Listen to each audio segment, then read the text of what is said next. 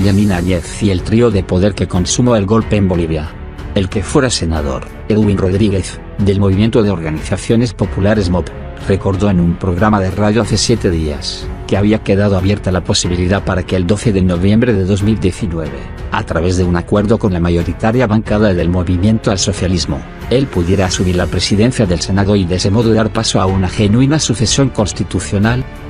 Una vez renunciados Evo Morales, Álvaro García Linera, Adriana Salvatierra y Víctor Borda, en plena campaña electoral, el senador potosino estaba convencido de que había que concentrar el voto por un solo candidato para ganarle al Movimiento al Socialismo, y por ello desistió de su postulación junto a Óscar Ortiz. Pues bien, cuando el plan B, Áñez presidenta, se puso en marcha, notificado por Doria Medina en la Universidad Católica a representantes del Movimiento al Socialismo, Adriana Salvatierra, Susana Rivero, y a Teresa Morales. En esas circunstancias, Arturo Murillo y Yanine Áñez en ágil movida, habilitaron a la suplente de Rodríguez, Reina Isabel Vigobayani, quien en su momento firmó una carta dirigida al presidente de Estados Unidos, Donald Trump, pidiendo la intervención de Bolivia. Con esta indebida habilitación, a Rodríguez se le impidió el ingreso a la Asamblea Legislativa, lo mismo que a senadores y diputados del Movimiento al Socialismo. Ante el riesgo que suponía para este trío de senadores, la instalación reglamentaria de la sesión, en contacto con otra radioemisora, Centro de Producción Radiofónica, CEPRA, Rodríguez declaró que al haberse distanciado de la derecha boliviana, es decir, de su propia bancada, y entablado contactos con senadores masistas, se hacía probable que asumiera como presidente de la transición hacia nuevas elecciones, por lo que los senadores en cuestión, Ortiz, Murillo y Áñez, decidieron, ilegalmente, omitir el procedimiento constitucional y de ese modo se generó la autoproclamación de la segunda vicepresidenta del Senado, violando el artículo 169 de la Constitución y el reglamento del Senado, quien ya había anunciado el mismo domingo 10 por televisión que llegaría a La Paz para asumir una presidencia que le correspondía. Hecho completamente falso. Carlos Mesa señaló al respecto, que la sucesión alcanzaba a las segundas vicepresidencias. Se desmorona su mentira. Lo que queda más claro que el agua es que Yanine sabe lo que hizo, que junto con sus colegas Ortiz y Murillo tomaron el gobierno por asalto. Si les molesta o descontrola, que se les diga que realizaron un golpe de estado. Pueden ponerle el nombre que menos molesto les resulte. Al final de cuentas, el transcurso del tiempo ayudará a establecer la verdad histórica de los hechos, superando las narrativas. Un breve diálogo de uno de estos senadores con un funcionario de la Asamblea Legislativa en momentos tan decisivos para la preservación de la constitucionalidad del país, me permite asegurar que eran conscientes de lo que estaban haciendo. Senador, lo que están por hacer es ilegal. Sabemos que sí, que es ilegal, pero tenemos el apoyo del pueblo, y actuaremos con esa legitimidad. Ortiz, Murillo y Áñez sabían que estaban violando la ley, pero su animalidad política les decía que en ese momento su legitimidad mandaba, que con las fuerzas militares y policiales reprimiendo las movilizaciones populares que derivarían en masacres, y con la furia de las clases medias profundamente antimasistas que supieron saltar de las redes sociales a las calles, encontraron que los uniformes y las armas de fuego protegían esa legitimidad que según el senador X, justificaba la violación a la legalidad. De las calles, las carreteras y los bloqueos nació el Movimiento al Socialismo, y en esas calles y carreteras se lo reprimió y masacró para dar lugar a un inconstitucional gobierno de transición promovido con exacerbación. Yanine Áñez, consciente de haber violado la ley para hacerse de la presidencia, ha recibido desde la lejanía de los Estados Unidos una fuerza amiga. Estamos del lado correcto de la historia y será ella la que nos juzgue de parte de Arturo Murillo. En cambio, Óscar Ortiz, que terminó rompiendo con el gobierno, con Áñez y Murillo, y con los demócratas, parece no estar tan conmovido con el destino de quien fuera usada para la toma del poder y hoy se encuentra en estado de melodramática victimización. Menos habla de un vicepresidente segundo, habla de un presidente del Senado, obviamente titular, y para ser titular tiene que ser electo en una sesión del Senado, el cual tiene que contar con una resolución de que es un presidente electo en esa Cámara de Senadores, lo cual habilita para una sucesión constitucional en caso de ausencia del vicepresidente y del presidente.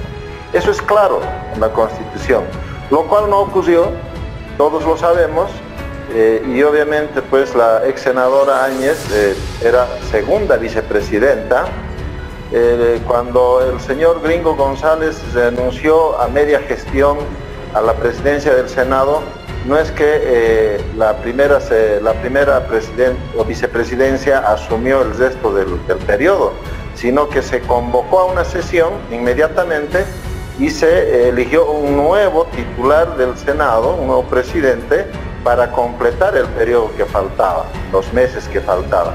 Y eso es lo que correspondía hacer en el caso de esta sucesión, y lo cual pues obviamente ya lo denuncié varias veces, lo denuncié ese mismo día, Jimena, y no ocurrió aquello. Es más, no se permitió hacer la sesión. De hecho, tenía que haberse hecho la sesión para llevar adelante una elección de un presidente del Senado titular. Es más, nosotros teníamos algunos contactos con algunos senadores que no podían llegar a la sesión, que eran muchos de ellos del MAS, porque estaba cercado a la Plaza Murillo Jimena, pero que en definitiva ellos estaban de acuerdo en que no tenía que ser un presidente del MAS, un presidente del Senado masista, pero tampoco estaban de acuerdo que sea Áñez. Y parece que eso se enteraron, y por eso es que, entiendo, se saltaron absolutamente todos los procedimientos y directamente pues se fueron a Palacio senador, le hago una consulta. ¿Usted en su momento lo denunció o intentó evitar ese acto? Por supuesto que sí, ahí están. Yo hice una conferencia de prensa porque además, como no podían llegar rápidamente los senadores del MAS, y de hecho estaba convocada la sesión, la senadora Áñez, como en su condición de segunda vicepresidenta, lo único que tenía que hacer es convocar a una sesión del Senado para completar y elegir un nuevo presidente del Senado, y de hecho se convocó aquello, yo estuve presente allá, pero al parecer se enteraron de que la bancada mayoritaria del MAS habían visto otra posibilidad, que no sea ni un masista ni tampoco un demócrata. Pues eso parece que precipitó la cosa, y apareció mi suplente, fíjese, en el Senado, cuando no estaba habilitada, estaba en mi curul sentada, cuando nadie estaba todavía en el hemiciclo, era la única que estaba sentada ocupando mi curul sin estar habilitada, porque el que habilita es el senador titular. Yo nunca la habilité y estaba sentada ahí para evitar que yo pueda entrar a sesionar, porque pues también se conoce de que una posibilidad era de que pues Edwin Rodríguez probablemente sea uno de los que podía haber asumido la presidencia del Senado, como había también otros senadores. Entonces, lo denuncié en ese momento, hice una conferencia de prensa, y cuando se saltaron el paso legislativo de no elegir un nuevo presidente del Senado, y a su vez llamar a una asamblea legislativa para hacer la sucesión constitucional en la asamblea como corresponde, pues yo convoqué a una conferencia de prensa, hice conocer esta irregularidad, pero bueno, en ese momento más bien recibí críticas porque pues pensaron que yo me estaba oponiendo. Es más, a partir de ese momento yo sufrí mucha persecución de la propia presidenta Áñez y de su gobierno, peor que en el MAS, así que, pero al final yo estuve sosteniendo esta tesis.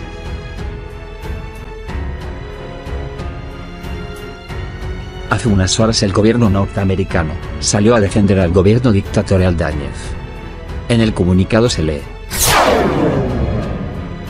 Estados Unidos ve politización del sistema legal en Bolivia y llama a liberar a exautoridades. El secretario de Estado de Estados Unidos, Antony Blinken, manifestó la preocupación de su país respecto a un comportamiento antidemocrático y politización del sistema legal que observa en Bolivia. Cuestionó las detenciones de exautoridades del gobierno transitorio, para las cuales incluso sugirió su liberación y que tengan un proceso transparente. Estados Unidos está profundamente preocupado por los crecientes signos de comportamiento antidemocrático y la politización del sistema legal en Bolivia, a la luz del reciente arresto y encarcelamiento preventivo de exfuncionarios del gobierno interino, dice el pronunciamiento emitido este sábado.